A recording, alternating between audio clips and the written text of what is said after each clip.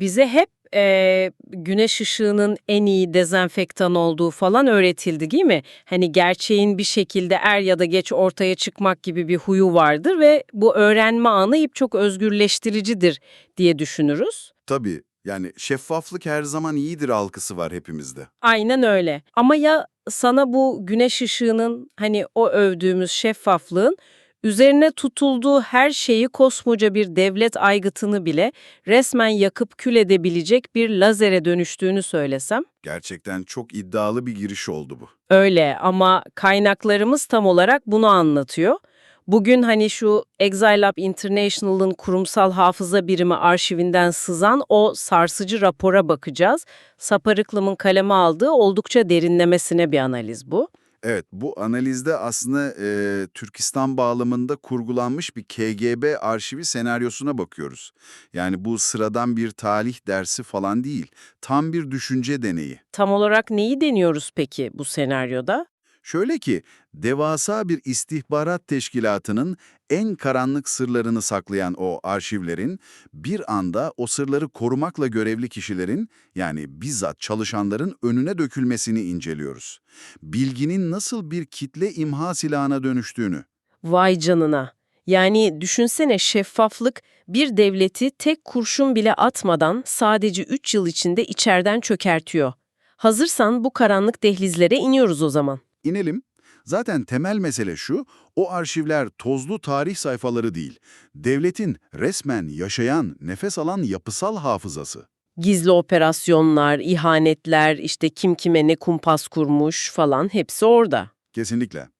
Ve bu hafızanın tüm çalışanlara istisnasız açılması, o yapıyı dışarıdan bir saldırıyla değil, doğrudan kendi ağırlığıyla eziyor. Peki, hadi bunu biraz açalım o zaman. Sadece eski evrakların, sararmış kağıt parçalarının falan okunması nasıl oluyor da böyle nükleer bir bomba etkisi yaratıyor? Rapora göre bu çöküş 3 yıllık bir sürece yayılıyor. İlk yıl tamamen bir psikolojik felç durumu. Nasıl yani? Bir sabah ofise gidiyorsun ve her şey ekranda mı? Aynen öyle. Bu memurlar bütün kariyerleri boyunca bilgiyi kontrol etmeye alışmışlar. Yukarıdan süzülen kırıntılarla yaşıyorlar. Birdenbire o kaotik gerçeklik okyanusuna düşüyorlar. Ekranda gördükleri şey soyut bir devlet tarihi de değil sonuçta. Değil. Hala savada aktif olan ajanların listesi, işkence tutanakları, kimin kimi sattığının belgeleri falan hep orada. İlk şok dalgasında sistem kontrolü anında kaybediyor. İnsanlar kendi masalarındaki çalışma arkadaşlarının belki de bizzat kendi ailelerinin neyin parçası olduğunu görüyorlar. İnanılmaz bir travma. Kesinlikle öyle. İkinci yıla gelindiğinde ise bu travma yerini siyasi bir krize bırakıyor. Kurum anında üçe bölünüyor. Şok atlatılınca hayatta kalma içgüdüsü devreye giriyor tabii. Evet, birinci grup, etki grubu, bunlar arşivi bir baskı ve şantaj aracı olarak kullanmak isteyenler. Kurum içi mafyalaşma gibi bir şey yani. Sırrını biliyorum ayağını denk al mantığı. Tam olarak o. İkinci grup ise savunma grubu. Bunlar tehlikeli belgeleri, kendilerini yakan evrakları falan silmeye, saklamaya çalışanlar.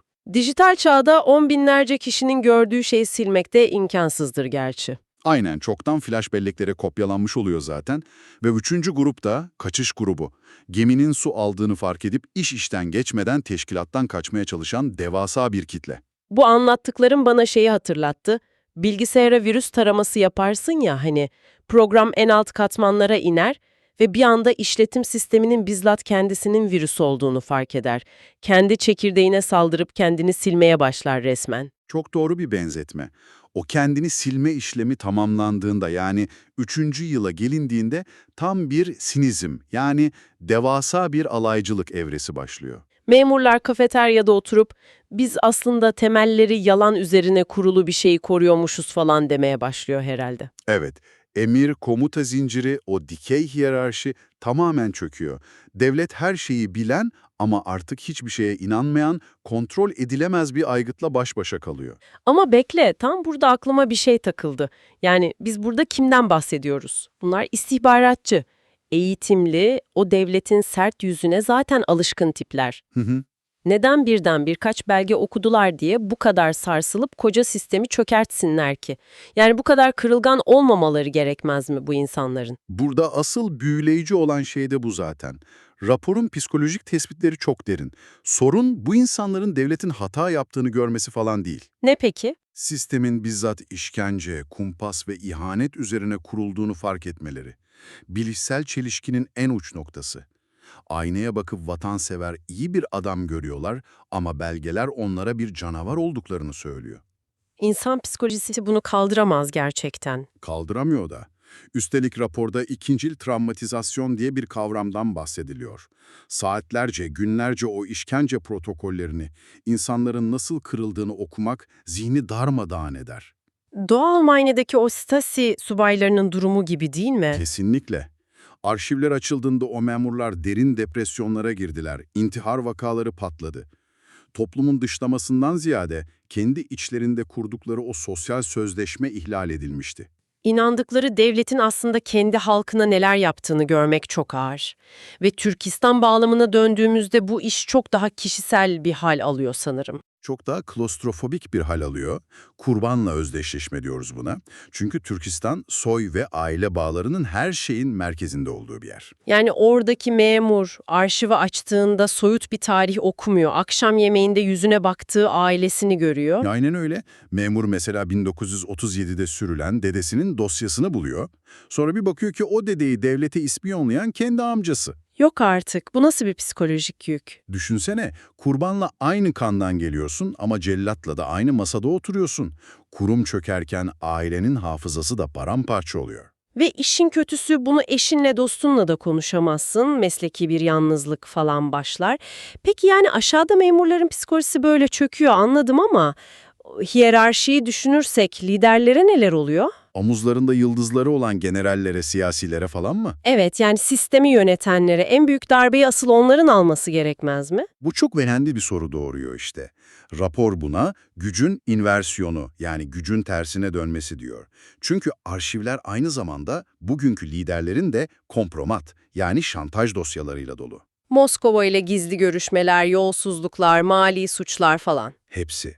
Ast üstünün tüm kirli sırlarını öğrendiğinde o psikolojik hiyerarşi saniyeler içinde buharlaşır. Bu biraz şuna benziyor ya, şirketteki en alt kademe, hani fotokopi çeken stajyer falan, bir şekilde CEO'nun tüm yasa dışı gizli maillerine şifresiz ulaşıyor. Ve CEO bir daha o stajyere bana kahve getir diyemiyor. Aynen, artık stajyer şirketi yönetmeye başlar resmen.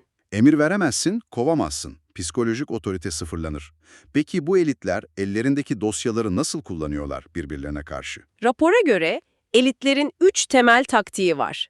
İlki şantaj ve zorlama, en bilineni.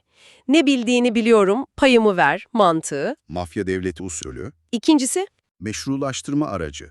Arşivi kendi geçmiş suçlarını aklamak için bir kalkan yapıyorlar.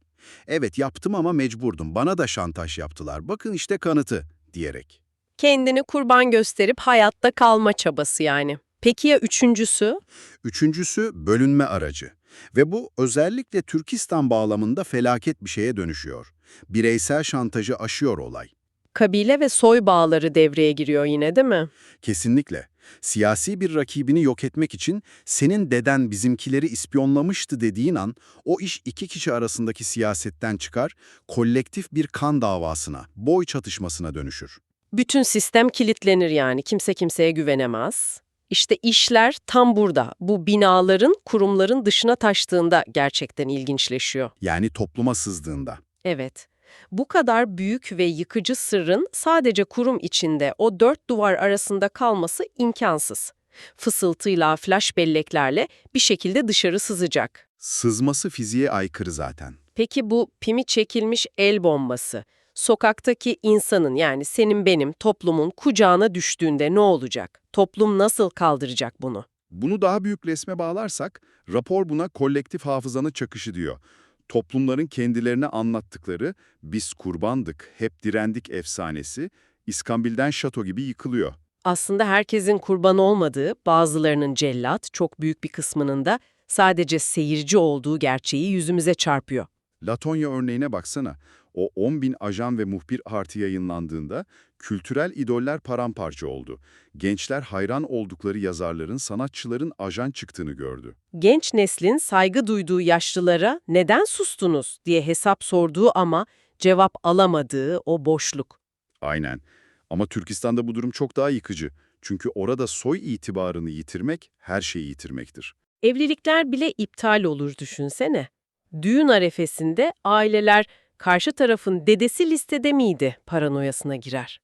Ticari ortaklıklar bir gecede biter resmen. Lanetli arşivler paranoyası herkesi birbirinden şüphe eden, yalanlarla yaşamayı tercih eden bir topluma çevirir. İnanılmaz bir kaos. Peki rapora göre bu enkazdan çıkış yolu ne? Yani geleceğe dair nasıl senaryolar öngörülüyor? Raporda 3 olası senaryo var. Birincisi Alman senaryosu, Stasi sonrası yapılan kontrollü ve hukuki yüzleşme. Ama Türkistan'da bağımsız, güçlü demokratik kurumlar yok ki. Bunun ihtimali çok düşük olmalı. Zaten ihtimal dışı görülüyor. İkincisi Ukrayna senaryosu, 2009'daki gibi kısmi ve seçici bir açılım. Fakat bizim konuştuğumuz bu tam erişim senaryosunda ok yaydan çoktan çıkmış durumda. Seçici olamazsın ki artık. On binlerce kişi her şeyi gördü. O yüzden en yüksek ihtimalli olan 3. senaryoya, yani Türkistan senaryosuna geliyoruz. Kontrolsüz infilak. O da tam olarak nedir? Devletin bilgi ve şiddet tekelini tamamen kaybetmesi, arşivlerin ve şantaj dosyalarının kara borsaya düşmesi, iktidarın doğasının kökünden değişmesi yani. Devletin resmen kendi içine çökerek yok olması demek bu. İnanılmaz.